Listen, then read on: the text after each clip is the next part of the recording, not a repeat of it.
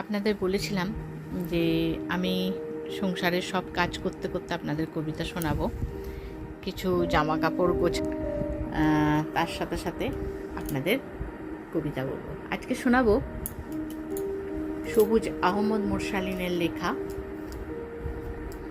কেউ পাইব না। শোনো।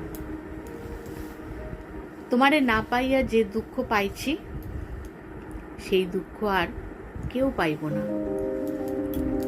গাছ যেমন পায় না তার ঝরা পাতা, আলো যেমন পায় না অন্ধকারকে, তেমন কইরা যে তোমাদের পাইব, সে তোমার দেয়া দুঃখ পাইব না।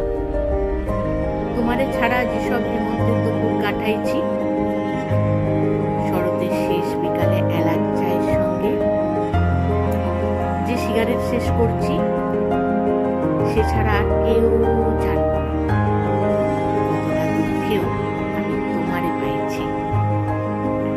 তোমারে পাইয়াও সে তোমারে আমার মতো কইরা চাইব না, যেমন কইরা মানুষ চায় না দুঃখ।